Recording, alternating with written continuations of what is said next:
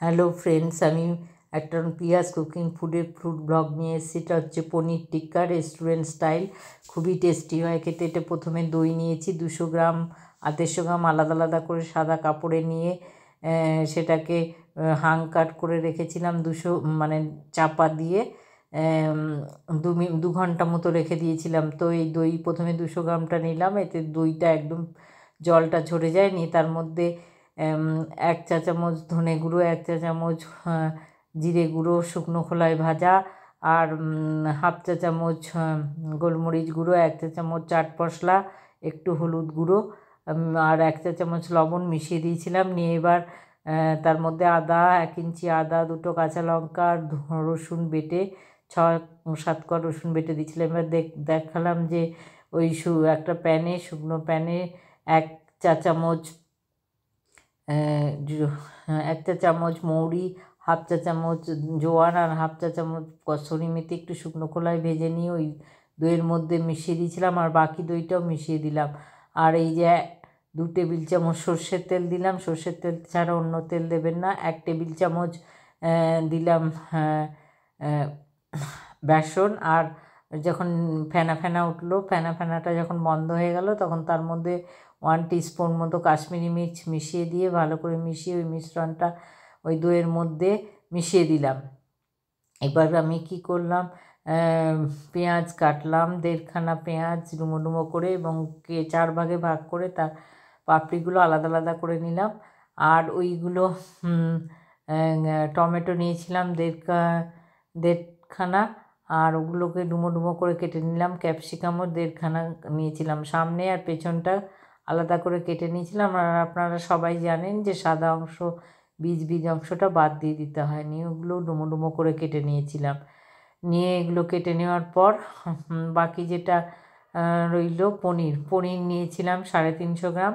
এবার ওই দেখাবো পনিরটা কাটছি কীরমভাবে। ওটাও বড় বড় ডুমো ডুমো আকারে কেটে নিলাম, এই যে বড় বড় ডুমো ডুমো আকারে কেটে নিলাম।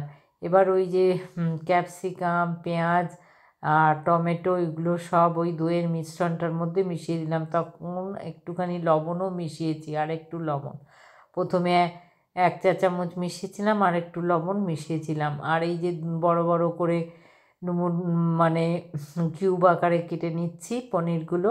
এবার সেই পনিরগুলো ভালো করে মিশিয়ে দিলাম। এবার আমি কি করব, একটা চিমটে নিয়ে কিছু কাঠকয়লা নিয়ে ওই গ্যাসে জ্বালিয়ে নেব। ওই কাঠকয়লাগুলো একটু আগুন ধরিয়ে নেব। এই যে আমি এগুলো পনিরগুলো আস্তে আস্তে হালকা হাতে মেশাবেন, প্রথমে সবজিগুলো মিশিয়ে নেবেন। তো এই দেখুন চিমটি করে কাঠকয়লাগুলো করছি। আর ওই যে একটা স্টিলের বাটি রেখেছি, ওই কাঠকয়লাগুলো ওই গ্যাসে জ্বালিয়ে নিয়ে ওই বাটিটায় রাখবো, যে বাটিতে রাখছি। এবার 1 চা চামচ মতো ঘি দিয়ে দিলাম। 1 চা চামচ মতো ঘি দিয়ে ওই বাটিতে দেখবেন ধোঁয়া ধোঁয়া বেরোবে। আর ওই বাটিটা মাঝখানে ওই যে পনির ওই সব ম্যারিনেট করে রাখা হয়েছিল ওর মধ্যে বসিয়ে দিলাম। ওই যে এবার ঢাকা দিয়ে দেবো, যাতে একটা স্মোকি ফ্লেভার আসবে, এবং 10 মিনিট মতো রাখবো, বেশি রাখা থাকলে। এবার একটা চাটনি বানিয়ে নিচ্ছি এই পনির টিক্কার সঙ্গে খাওয়ার জন্য।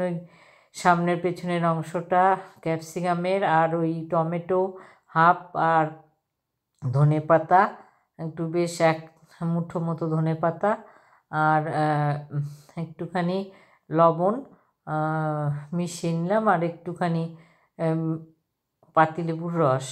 এবার 4-5টা কাঠি মানে জলে ভিজিয়ে রেখেছিলাম, এবং ওই কাঠিতে এবার গেঁথে নিচ্ছি। একটা পনির, একটা ক্যাপসিকাম, একটা টমেটো, একটা পেঁয়াজটাকে আমি 4 ভাগ করে নিয়ে তার পাপড়িগুলো আলাদা আলাদা করে নিয়েছিলাম। দেখুন এরকমভাবে গেঁথে নিয়েছিলাম। সামনে আর পেছনে ধরার জন্য একটু জায়গা ফাঁকা রাখবো। আর এই যে মিশ্রণটা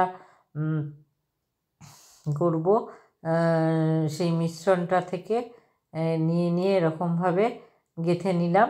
এবার 3টে কাঠি আমি প্রথমে ননস্টিক তাওয়ায় কিছুটা তেল দিয়ে ওই 2 টিস্পুন মতো তেল দিয়েছিলাম, নিয়ে এরকম করে উল্টে পাল্টে ভেজে নিলাম। গ্যাস জ্বালিয়ে নিয়ে উল্টে পাল্টে ভেজে নিলাম, এবং এবার তাওয়াটাকে সরিয়ে নিয়ে কাঠিটাকে ঘুরিয়ে ঘুরিয়ে নিয়ে একদম পুরো গ্যাসে ডাইরেক্ট আমি জ্বালিয়ে নিলাম। তাতে একটা পোড়া পোড়া গন্ধ বেরোবে, একটা স্মোকি ফ্লেভার হবে, খুব সুন্দর গন্ধ আসবে।